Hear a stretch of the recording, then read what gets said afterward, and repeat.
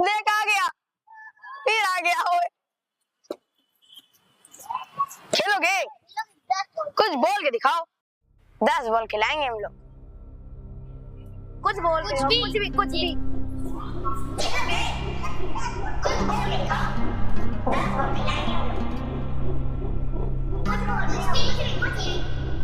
बोल ही नहीं पा रहा है। भाग रहा है। देख भाग गया। चल हम लोग फिर से खेलते हैं। बॉल लाओ। ये मैं बॉलिंग कर दूंगा मुझ पे।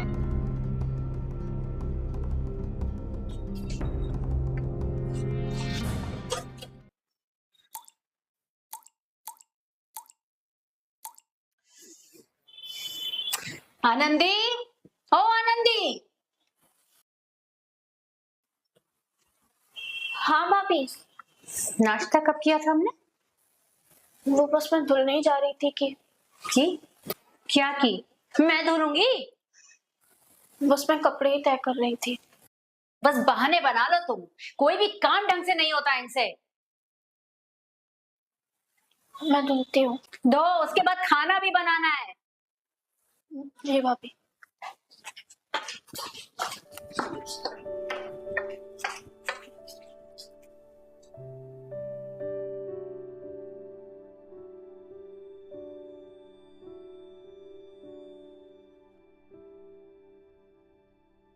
डब्बू, कहाँ था तू? तुझे कितनी बार समझाया ना, जब भाभी मुझे कुछ समझा रही होती है तो तू इधर उधर नहीं घूमेगा, है ना? क्या हुआ? किसी ने कुछ बोला? किसी ने परेशान किया? तो क्या हुआ बताओ ना। भूख लगी है, तुम बैठो, मैं तुम्हारे लिए कुछ लेकर आती हूँ, ठीक है?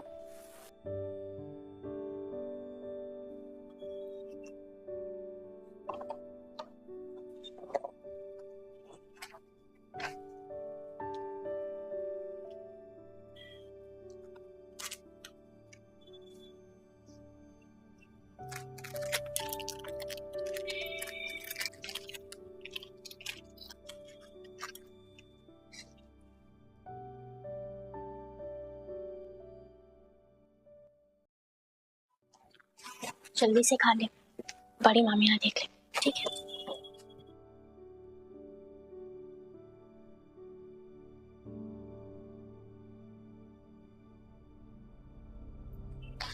ऐसा करने से बोलने लगेगा क्या? और ये हाथ में क्या है? दिखा जरा। अच्छा, तो अब चोरी भी करने लगा है तू? हाँ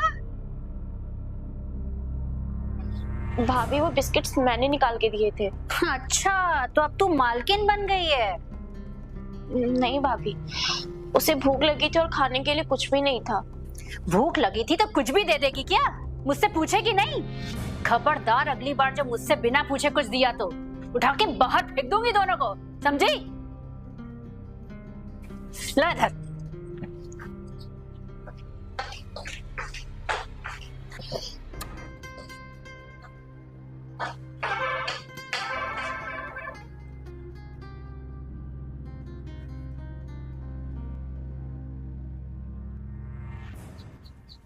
भाभी तो कुछ भी बोलती रहती है ना, तुम उनकी बातों पे मत जाओ, मैं तुम्हारे लिए कुछ बनाकर लाती हूँ, ठीक है?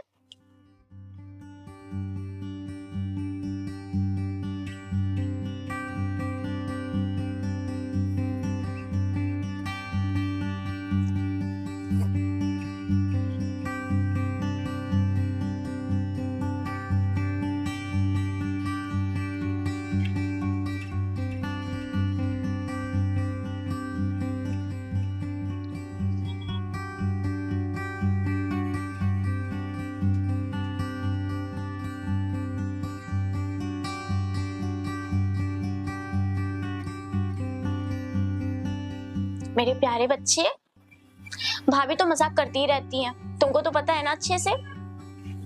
खाओ।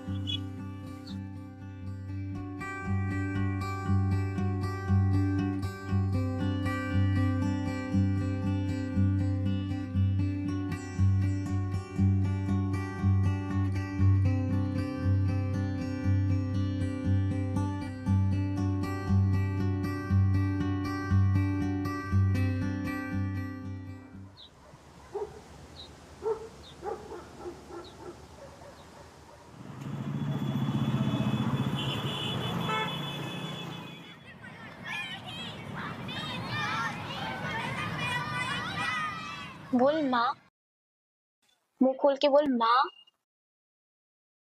पूरा मुंह खोल के बोल माँ।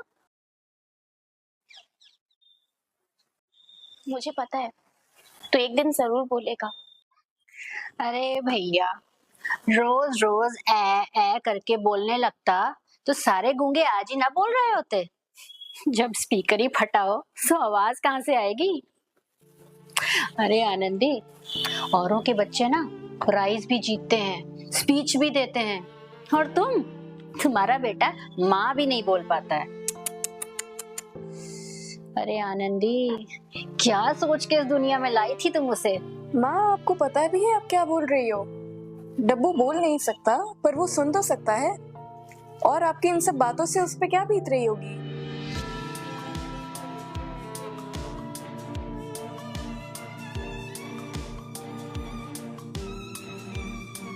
मेरा अच्छा बेटा, मेरा राजा बेटा, मैं एक दिन जरूर बोलूंगी, ठीक है?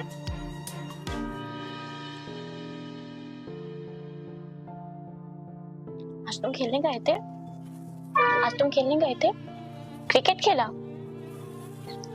क्या खेला बताओ? बैडमिंटन।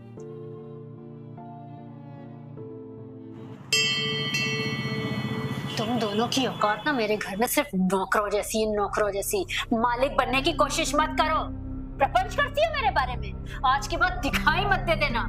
दोनों मेरे घर में बोझ हो बोझ, बस दिन भर रोते रहते हो। बस शोभा, हम बोझ नहीं है, हम इंसान हैं। तुम कुछ भी बोलते जाओगे, हम सुनते जाएंगे, हम तुम्हारा अत्याचार सहेंगे। तुम्हारी इतनी औकात कि तुम मेरा नाम लो। माँ। डब्बू, क्या हुआ बेटा? बुरा सपना देखा? क्या हुआ? माँ। हाँ माँ। बेटा, फिर से बोलो। माँ। बेटा, फिर से बोलो। माँ। मेरा बच्चा बोल गया। मुझे पता था तो जरूर बोलेगा। ऐसा लग रहा है मैं सपना देख रही हूँ। भाभी, आकृति, भाभी, आकृति, उठो। देखो, मेरे डब्बू ने माँ बोला। मेरा बेटा बोल सकता है। मुझे लगा कि मैं सपना देख रही हूँ, पर नहीं, मेरा बच्चा बोल सकता है। क्या तू पागल हो गई है आनंदी? आधी रात हो रही है और तुम मुझे इसलिए जगाने आई हो?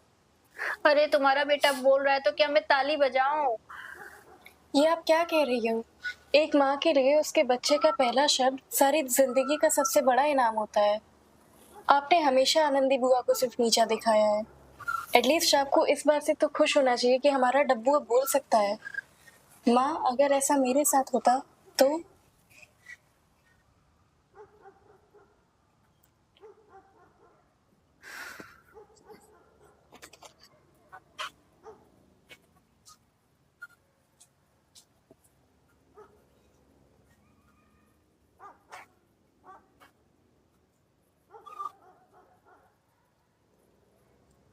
अच्छा दीदी बोलो। दीदी। आपने हमेशा हमें नीचा दिखाया। एटलीस्ट आपको इस खुश होना चाहिए कि हमारा डब्बू बोल सकता है। माँ, ऐसा मेरे साथ होता तो?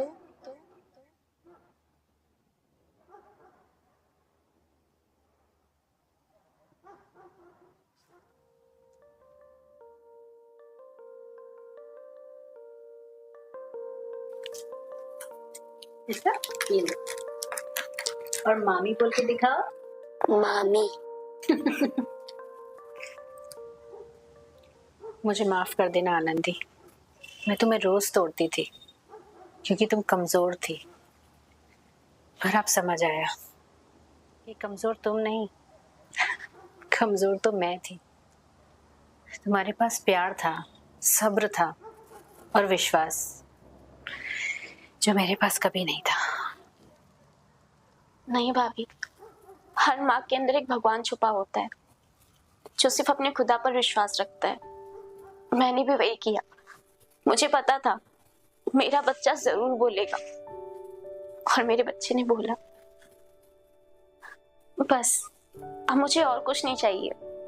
मेरे बेटे के कुछ शब्द मेरी जिंदगी से बढ़कर है।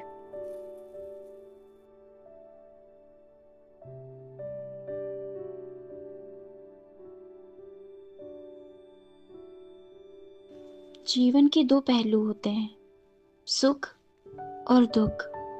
जब एक आता है तो दूसरा चुपचाप चला जाता है। और जिंदगी में कुछ पल ऐसे होते हैं जहां हर दर्द सिर्फ एक इंसान को सहना पड़ता है। एक माँ को, ना जाने कितनी माएँ हैं जो आनंदी की तरह हर रोज लड़ रही हैं अपने बच्चों के लिए, अपने परिवार के लिए। वो भी इन्हीं पहलुओं के बीच जी रही हैं, हर दुख को अपना बनाकर सिर्फ एक सुख के पल की उम्मीद में।